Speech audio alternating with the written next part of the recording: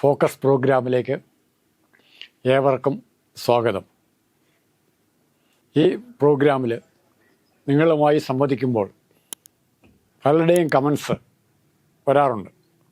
അതിലേറ്റവും ശ്രദ്ധിക്കപ്പെടേണ്ടതായിട്ടുള്ളത് എന്തുകൊണ്ട് പിണറായി വിജയനെ കൂടുതലായി വിമർശിക്കുന്നു, അല്ലെ കൂടുതലായി അറ്റാക്ക് ചെയ്ത് സംസാരിക്കുന്നു. വലിയ സത്യം, കേരളം ഭരിക്കുന്നത്, അടിച്ചമർത്തി തന്നെ ഭരിക്കുന്നത് പിണറായി വിജയനാണ്. അദ്ദേഹത്തിനോട് എതിരഭിപ്രായം പറയുവാനോ മുഖത്ത് നോക്കി എന്തെങ്കിലും രണ്ടക്ഷരം പറയുവാനോ തയ്യാറുള്ള നേതാക്കന്മാർ അദ്ദേഹത്തിൻ്റെ കക്ഷിയിലും കുറവാണ്, അതുപോലെ തന്നെ പ്രതിപക്ഷത്തും കുറവാണ്. ഈ സാഹചര്യത്തിൽ മിക്കവാറും എല്ലാ ചാനലുകളും തന്നെ പിണറായി വിജയനെയാണ് വിമർശിക്കുന്നത്. അദ്ദേഹത്തിന് ചെയ്യാനുള്ള സാഹചര്യവും പരിസ്ഥിതിയും ഇഷ്ടംപോലെ വന്നിട്ടുണ്ട്. ഇപ്പോൾ ആ വിമർശനത്തിൻ്റെ കുന്തമുന റിയാസിലേക്ക് മാറിയിരിക്കുന്നു. നാളെ റിയാസ് രണ്ടാം പിണറായി ആകുമോ അല്ലെങ്കിൽ അടുത്ത മുഖ്യമന്ത്രി ആകുമോ എന്നുള്ള ഭയം ചില കോണുകളിൽ നിന്നെങ്കിലും പ്രകടിപ്പിച്ചു തുടങ്ങിയിട്ടുണ്ട്. പക്ഷെ ഒന്ന് നമ്മൾ ആലോചിക്കുക, UDF ആണ് ജയിക്കുന്നതെങ്കിൽ ആരാണ് UDFൻ്റെ മുഖ്യമന്ത്രി സ്ഥാനാർത്ഥി അല്ലെ മുഖ്യമന്ത്രി എന്ന് പറയാൻ ആർക്കും തന്നെ പറ്റില്ല. രാഹുൽ ഗാന്ധിക്ക് പോലും പറ്റില്ല, ഇപ്പോൾ പറ്റില്ല.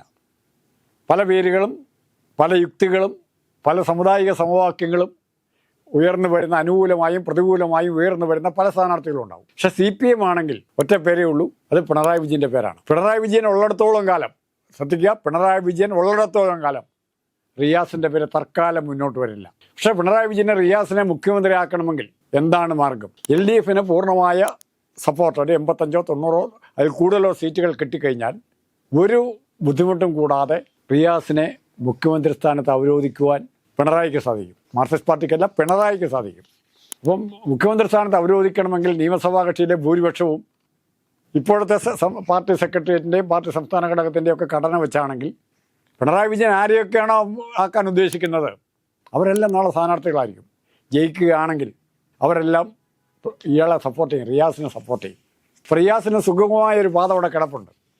പക്ഷേ തോറ്റുപോയാൽ ഇടതുപക്ഷത്തിന് മുഖ്യമന്ത്രി മന്ത്രിസഭ രൂപീകരിക്കാൻ പറ്റുന്നില്ലെങ്കിൽ പിണറായി എന്ത് ചെയ്യും, റിയാസ് എന്ത് ചെയ്യും? ആ ചോദ്യമാണ് ഇവിടെ ഞാൻ അഡ്രസ്സ് ചെയ്യുന്നത്. തീർച്ചയായിട്ടും കേരളത്തിലെ അംഗബലം കൊണ്ട്, ആദർശബലം കൊണ്ടല്ല, അംഗബലം കൊണ്ട്, മസിൽ പവർ കൊണ്ട് കേരളത്തിലെ ഒന്നാമത്തെ കക്ഷി CPM ആണ്. അതിനെ ആർക്കും നിഷേധിക്കാൻ പറ്റില്ല. ഒരു പോലീസുകാരനും കരുണാകരൻ ഭരിച്ചാലും ആന്റണി ഭരിച്ചാലും ഉമ്മൻചാണ്ടി ഭരിച്ചാലും മാർക്സിസ്റ്റ് പാർട്ടി നേതാവിൻ്റെ കോളറിനെ പിടിക്കാൻ തക്ക കരുത്ത് ഒരു കാലത്തും ഉണ്ടായിട്ടില്ല, ഇനിയും ഉണ്ടാകില്ല. കാരണം ജീവനിൽ ഭയമുള്ള പോലീസ് ഉദ്യോഗസ്ഥരാണ് കൂടുതലും. ഈ പരിസ്ഥിതിയിൽ UDF ആണ് അധികാരത്തിൽ വരുന്നതെങ്കിൽ 1-2 മാസം കഴിയുമ്പോൾ UDF ഗവൺമെൻറ്റിനെതിരായി, അത് സതീശനായാലും രമേശായാലും മുരളീധരനായാലും KC വേണുഗോപാൽ ആരായാലും UDFനെതിരായി ശക്തമായ സമരങ്ങളുണ്ടാവും. ആ സമരങ്ങളുടെ പ്രത്യേകത കരുണാകരൻ്റെ കാലത്ത് മറ്റും കൊണ്ടുപോലെ കേരളത്തിൻ്റെ തെരുവുകൾ കുരുതിക്കളമാക്കാൻ പറ്റുന്ന സന്നാഹങ്ങൾ ആരുടെ കൈവശമുണ്ട്? പിണറായിയുടെ കൈവശമുണ്ട്. ആ സന്നാഹങ്ങൾ മുഴുവൻ ഇപ്പോൾ DYFI, നമുക്ക് തോന്നും ആർഷോ ഇങ്ങനെ ചെയ്യുമ്പോൾ, DYFI ഇങ്ങനെ ചെയ്യുമ്പോൾ, SFI ഇങ്ങനെ ചെയ്യുമ്പോൾ CPMന് എതിരായി കാര്യങ്ങൾ പോകില്ലേ എന്ന് തോന്നും. തീർച്ചയായിട്ടും മാറ്റാർക്കും അറിയാത്ത കാര്യമല്ല. ഈ പ്രവർത്തകളെല്ലാം CPMനെതിരായി തന്നെ പോകുമെന്നറിയാവുന്ന ആൾ പിണറായി വിജയനാണ്, റിയാസിനും അറിയാം. ഇനി ഏറ്റവും അവസാനം നടന്ന ആശാവർക്കന്മാരുടെ സമരം, ഇത് നെഗറ്റീവായി തികച്ചും പ്രതികൂലമായി പാർട്ടിയെ ബാധിക്കുന്നവർക്കെല്ലാം അറിയാം. പക്ഷേ പാർട്ടി തോറ്റാലും കുഴപ്പമില്ല എന്ന് വിചാരിക്കുന്ന ഒരാളുണ്ട്, അല്ലെങ്കിൽ 2 പേരുണ്ട്, 1-2 പേരുണ്ട്. അതും ഒന്നാമതായിട്ട് പിണറായി തന്നെയാണ്. പാർട്ടി തോറ്റാൽ സമരമുഖത്തേക്ക് കടന്നു വരാൻ തയ്യാറുള്ള നേതാക്കന്മാരെ കാണില്ല. അതൊറ്റ നേതാവിലേക്ക് ചുരുങ്ങും. ആ നേതാവായിരിക്കും റിയാസ്. കേരളത്തെ പ്രക്ഷുബ്ധമായ സമരപന്താവിലേക്ക് നയിക്കാൻ എല്ലാ തയ്യാറെടുപ്പുകളും പാർട്ടി ഇപ്പോൾ നടത്തിയിട്ടുണ്ട്. അതിനുള്ള മുന്നൊരുക്കങ്ങളാണ് ഇപ്പോൾ കാണുന്ന പലതും. നമ്മുടെ ദന്തൽ കോളേജിലുണ്ടായതും ദന്തൽ യൂണിവേഴ്സിറ്റിയിലുണ്ടായതും തിരുവനന്തപുരത്തുണ്ടായതും ഓരോ സ്ഥലങ്ങളിലുണ്ടാകുന്ന സംഘടനകളും കലാപങ്ങളും നാളെ വരാനിരിക്കുന്ന ഒരു ഏറ്റുമുട്ടലിന് വേണ്ടിയുള്ള തയ്യാറെടുപ്പാണ്. ഇവർ തമാശന് പറയാറുണ്ട്, തീയിൽ കുരുത്തത് വെയിലത്ത് പാടില്ല. CPMൻ്റെയും SFIയുടെയും പ്രവർത്തകർ അങ്ങനെയുള്ളൊരു സമരമാർഗത്തിൽ കൂടെയാണ് ഇപ്പോൾ പോയിക്കൊണ്ടിരിക്കുന്നത്.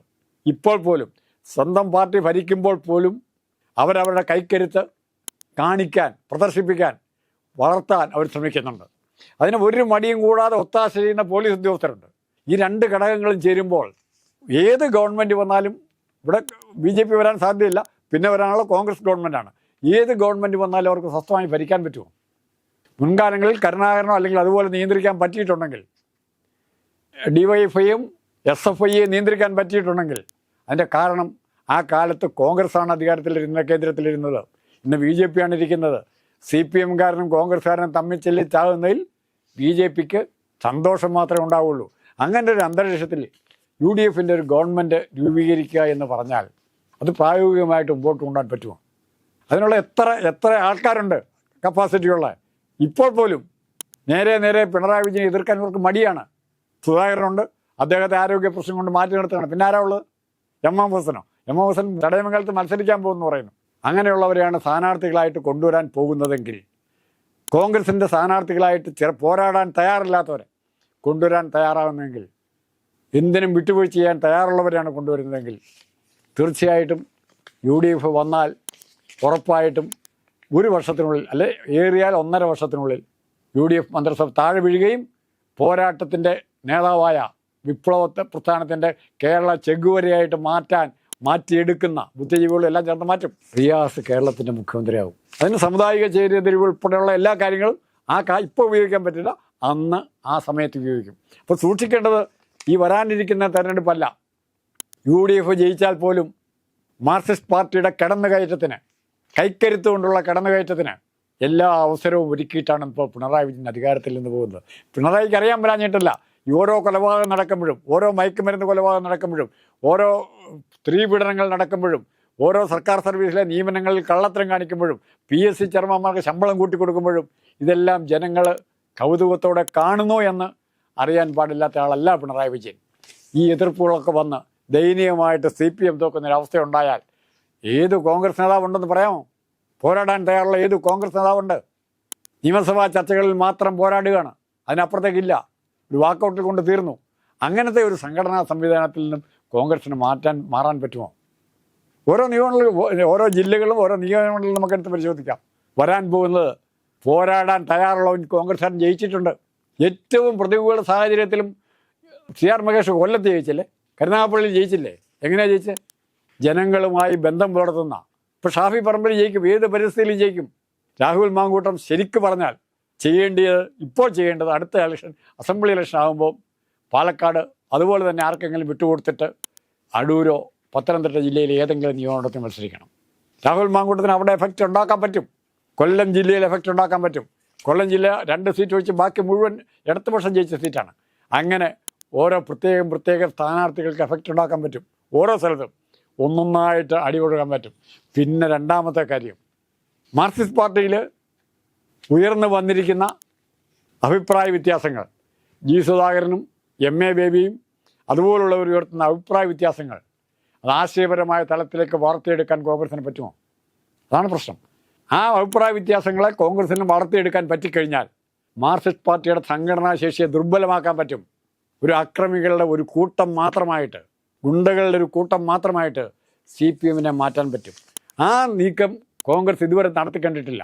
ആ നീക്കം നടത്തുമ്പോൾ തീർച്ചയായിട്ടും ഇവിടെ വരാൻ പോകുന്നത് UDFൻ്റെ വിജയമായിരിക്കും. UDFൻ്റെ തുടർഭരണം വരും. എപ്പോഴത്തെ തുടർഭരണം? 2016 ശേഷമുള്ള തുടർഭരണം വരും. ഈ ദുർഭരണത്തിൻ്റെ തുടർച്ച വേണ്ടെന്ന് കേരളത്തിലെ ജനങ്ങൾ വയ്ക്കും. നന്ദി, നമസ്കാരം.